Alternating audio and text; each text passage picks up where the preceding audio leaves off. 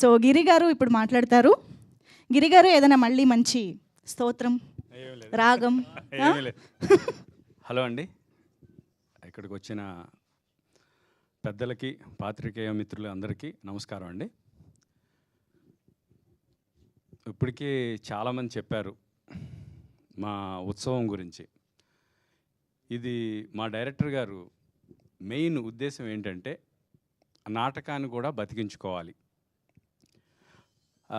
Direction, కెమెరామెన్ను, camera department ఇవన్నీ నాకు తెలియదండి. బట్ నటులుగా మట్టికి స్కూల్లో మనం ఫస్ట్ టైం స్టేజ్ మీద నటించినప్పుడు మనకుండే అనుభూతి, ఎనర్జీ, టప్పట్లు కొట్టి చాలా బాగా చేసావు అనేది స్కిట్ కానీ, ఏకపాత్రాభినయం కానీ, డ్రామా కానీ ఫస్ట్ బీజం నటుడికి అక్కడ పడుతుంది. తర్వాత అతని డ్రీమ్ ఒక మంచి యాక్టర్ అవ్వాలి, ఎంతో పేరు తెచ్చుకోవాలి అని బయలుదేరతారు. దానిలో ఎన్నో కష్టాలు పడి చాలా తక్కువ మంది టాలెంట్, కష్టంతో పాటు అదృష్టం వాళ్ళని వరించి గొప్ప స్థాయికి వెళ్తారు.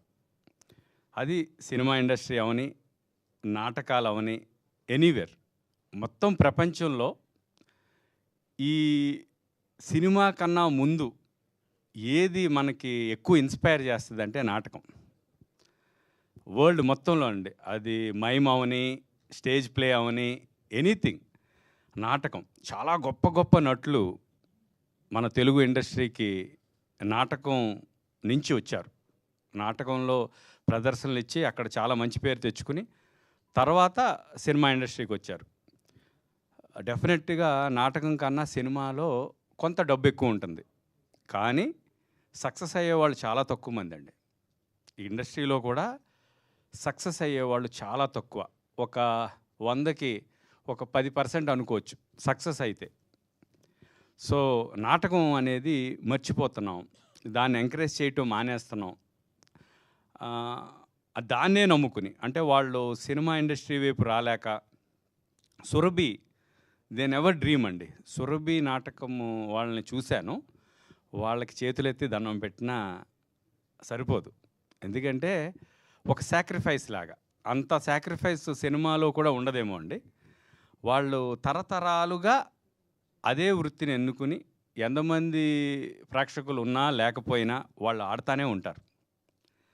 అది హ్యాట్స్ ఆఫ్ టు సురభి నాటకంపు సంబంధించిన కుటుంబీకులందరికీ పాదాభివందనాలండి. నాటకం కూడా అంతేనండి. చాలా తక్కువ మందికి చాలా ప్యాషనేట్గా ఇప్పటికీ ఉన్నారండి. నాకు తెలిసి ఎంఎస్ చౌదరి ఇండస్ట్రీలో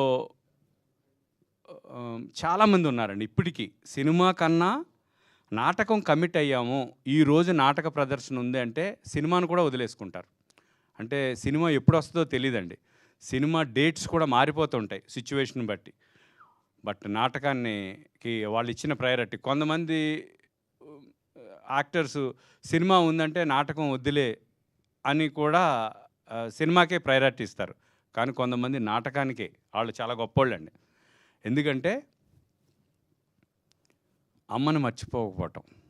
నాటకం అమ్మ లాంటిదండి. అది ఇంతకుముందు కూడా చెప్పారు, చాలామంది చెప్పారు. మనకి చిన్నప్పుడు స్టేజ్ మీద మనం యాక్ట్ చేస్తే దాన్ని ఎంజాయ్ చేస్తూ ప్రేక్షకులు టప్పట్లు కొడితే మనకి ఎంకరేజ్మెంట్ ఫీల్ అవుతూ ఒక నటుడు, ఇంకా పెద్ద పెద్ద డైరెక్టర్స్ అందరూ బయలుదేరతారు. అంటే ఆ బుడిబుడి నడకలు నేర్పింది నాటకమే. సో అది అమ్మ. సో అందరూ నాటకాన్ని అమ్మగానే భావించాలి. ఆ అమ్మకి ఎప్పుడూ రుణపడి ఉండాలి. ఆ అమ్మని ఎప్పుడూ మర్చిపోకూడదు అనే ఉద్దేశం మా డైరెక్టర్ గారికి చాలా గట్టిగా ఉంది. ఆయనలోనూ ఒక చిన్నపిల్లోడు మనస్తత్వం ఉంది. చాలా ప్యూర్గా ఉంటాడు ఆయన. ఎంత అప్ అండ్ డౌన్ ఉన్నా, ఎన్ని డిస్టర్బెన్సెస్ ఉన్నా చాలా ప్రేమగా మాట్లాడతాడు, చాలా ప్రేమను పంచుతాడు.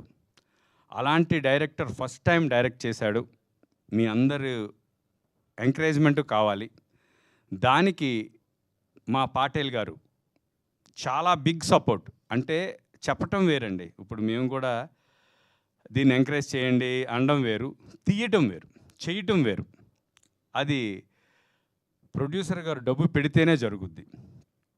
దానికి హీరో గారు ఫస్ట్ సినిమా అయినా ఈ బ్యాక్డ్రాప్లో ఆయన ఈ సబ్జెక్ట్ని ఓకే చేసుకుని అతని టాలెంట్ని షోకేస్ చేయడానికి నాటకం అనే బ్యాక్డ్రాప్లో ఉత్సవం అనే సినిమా తీయటం, చాలా అప్ అండ్ డౌన్స్, చాలా బిగ్ ఆర్టిస్టులు అండి.